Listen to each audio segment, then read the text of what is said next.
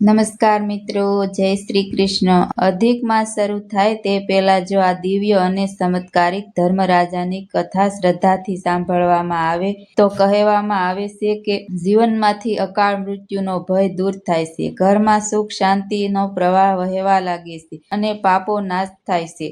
શાસ્ત્રમાં લખ્યું છે કે કેટલીક કથાઓ માત્ર શબ્દ નથી હોતી, પરંતુ એ ભગવાનની કૃપા સુધી પહોંચવાનો એક પવિત્ર માર્ગ હોય છે। ધર્મરાજાની આ પાવન કથા પણ એવી જ એક અલૌકિક કથા છે જે ભક્તના જીવનમાં આશા, સમૃદ્ધિ અને દૈવી રક્ષણ લઈને આવે છે। જો આપને આવી ધાર્મિક અને પ્રેરણાદાયક કથાઓ ગમે તો વિડીયોને લાઈક કરો, શેર કરો અને અમારી ચેનલને સબસ્ક્રાઈબ જરૂર કરજો। કમેન્ટમાં જય ધર્મરાજા અને જય સૂર્યનારાયણ દેવ જરૂર લખજો। હવે ભક્તિ અને ચમત્કારથી ભરપૂર ધર્મરાજાની આ અદ્ભુત કથા શરૂ કરીએ। રામપુર નામના નગરમાં ગરીબદાસ નામના એક બ્રાહ્મણ રહેતા હતા।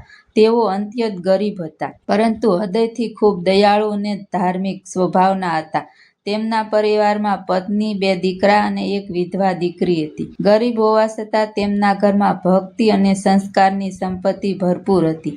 ગરીબદાસનો એક અડગ નિયમ હતો, ઘરમાં કોઈ અતિથિને ભોજન કરાવ્યા વગર તેઓ પોતે ક્યારેય અન્ન ગ્રહણ ન કરતા। જો કોઈ મહેમાન ન મળે તો ગાયને ઘાસ અને પક્ષીઓને દાણા નાખી પછી જ જમતા। સમય એવો આવ્યો કે આ કુટુંબ પરિસ્થિતિથી વધારે લાચાર બની ગયું।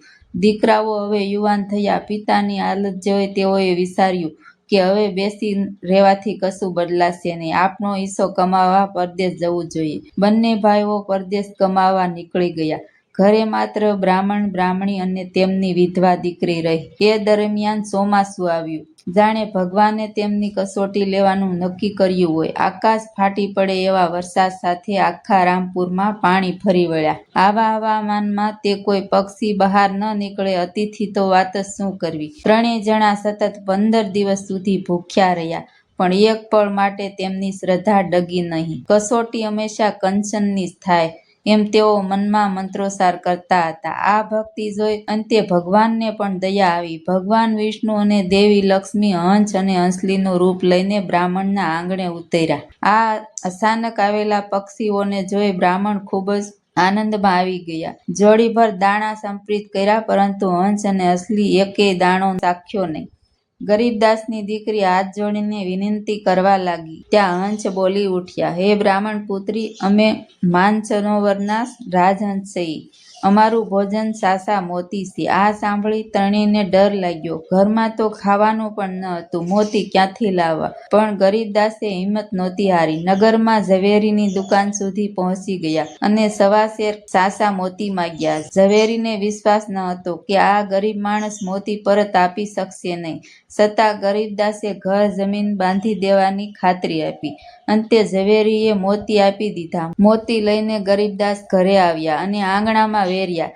રાજહંસ અને હંસલીએ મોતી ચર્યા, પાણી પીધું અને ત્યાંથી ઉડી ગયા। 15 દિવસ બાદ પહેલી વાર બ્રાહ્મણ અને કુટુંબે પારણા કર્યા। જમ્યા બાદ દીકરી આંગણું સાફ કરતી હતી ત્યારે ખૂણામાં એક મોતી પડેલું જોવા મળ્યું। એણે તે મોતી લઈ તુલસીના ક્યારામાં મૂકી દીધું। બીજે દિવસે જ્યારે બ્રાહ્મણ તુલસીને જળ ચડાવવા ગયા ત્યારે તેમના આશ્ચર્યનો પાર ન રહ્યો। તુલસીની ડાળીઓ પર મોતીની શેરો લટકતી હતી। ઘરે આનંદની લહેર ફરી વળી। ગરીબદાસે તરત જ 1.25 શેર મોતી વીણી ઝવેરીને પરત આપી દીધા। ઝવેરીએ જ્યારે ઝગમગતી પારદર્શક મોતીની શેરો જોઈ ત્યારે તેણે પોતાની આંખો પર વિશ્વાસ ન રહ્યો। એ મોતીમાંથી તેમણે પોતાની દીકરી માટે ખૂબ સુંદર હાર બનાવ્યો। દીકરી હાર પહેરીને જ્યારે રાજકુંવરી સાથે રમવા ગઈ ત્યારે રાજકુંવરી તો એનું સૌંદર્ય જોઈ મંત્રમુગ્ધ થઈ ગઈ। ઘરે પરત જઈને તેમણે રાજાને એવો જ હાર બનાવવા વિનંતી કરી। રાજાએ તરત ઝવેરીને બોલાવી હુકમ કર્યો કે એવો જ હાર બનાવી આપો। ઝવેરીએ વિનમ્રતાથી કહ્યું, મહારાજ, આવા મોતી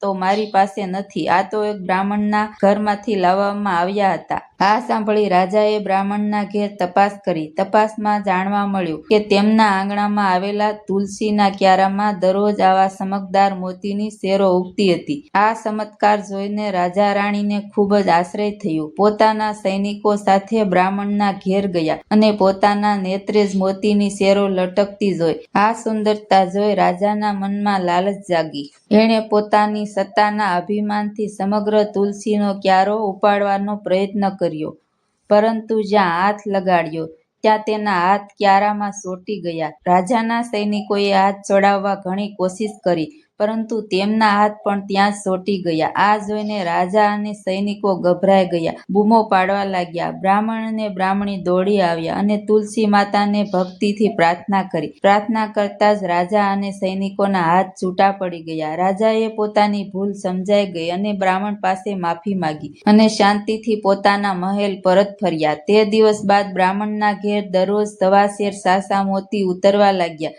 તેમનું જીવન સમૃદ્ધ બન્યું. બંને દીકરાઓને પણ તેઓએ પરત બોલાવી લીધા. થોડા સમય પછી બ્રાહ્મણ દંપતી વૃદ્ધ થયા. મૃત્યુ પહેલા તેમણે દીકરાઓને કહ્યું, બેટા, અમારા મૃત્યુ બાદ ઘરના 3 ભાગ કરજો. 2 ભાગ તમે ભાઈઓ લેજો અને 3જો ભાગ તમારી વિધવા બહેનને આપજો. તે એકલી છે, તેમને વંચિત ન રાખશો. સમય બાદ બ્રાહ્મણ દંપતી પરલોક પામ્યા. બહેને પ્રેમથી પોતાના બંને ભાઈઓનું લગ્ન કરાવ્યું. ઘરમાં વહુઓ આવી અને રંગરાગ વધ્યો, પરંતુ માતા પિતાના સંસ્કાર અતિથિને જમાડ્યા પછી જમવાની ટેવ બહેને જાળવી રાખી.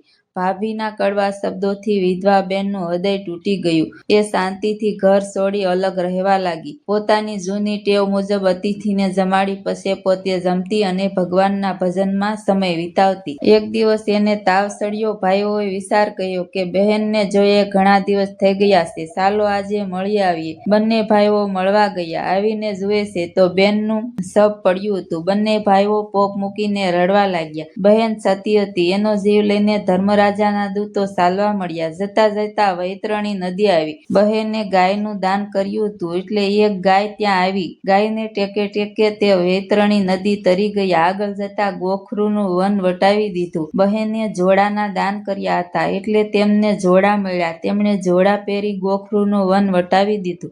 આગળ જતા તાપના અંગારા વરસવા લાગ્યા. બેને છત્રીનું દાન કર્યું હતું, એટલે બેનને છત્રી મળી અને તડકો વટાવી ગયા. બહેને અન્નદાન આપ્યું હતું, એટલે બહેનને ભોજન મળ્યું. આગળ જતા લોખંડના ધગધગતો થંભ આવ્યો. બહેને કપડાના દાન કર્યા હતા, એટલે કપડા વીંટાઈ ગયા. એમ કરતા કરતા બેન ધર્મરાજાની સભામાં આવ્યા. ધર્મરાજાએ બહેનના ચોપડા તપાસવા માંડ્યા, પણ વ્રત નીકળ્યા, પણ ધર્મરાજાનું વ્રત ન નીકળ્યું. ધર્મરાજા કહે, તમે મારું વ્રત કર્યું નથી, માટે તમે પાછા મૃત્યુલોકમાં જાઓ. બહેને કહ્યું, તમારું વ્રત સી રીતે થાય? ધર્મરાજા બોલ્યા, મારું વ્રત 6 મહિનાનું છે. ગમે તે દિવસથી વ્રત લેવાય.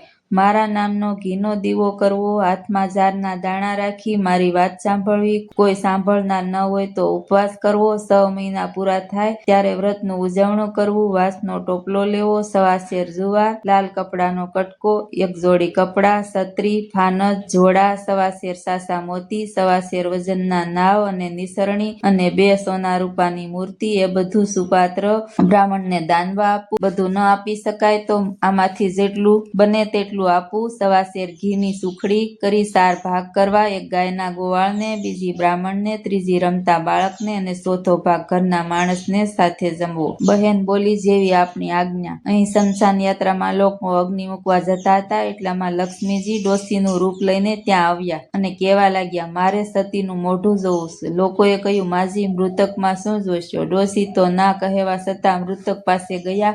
મોઢા ઉપરથી કપડું ખસેડી હાથ ફેરવ્યો, ત્યાં તો શબમાં જીવ આવ્યો અને સતી જીવતી થઈ. લોકોને નવાઈ લાગી. ભાઈઓના પણ હરખનો પાર ન રહ્યો. બધા ડોશીને પગે લાગ્યા. ભાઈઓ બહેનને તથા ડોશીને પોતાને ઘર લઈ ગયા.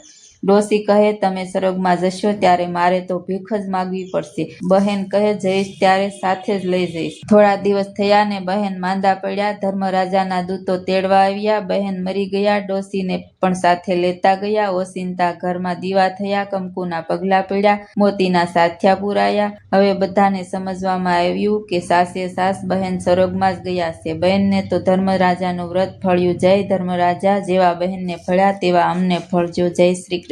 જય ધર્મરાજા.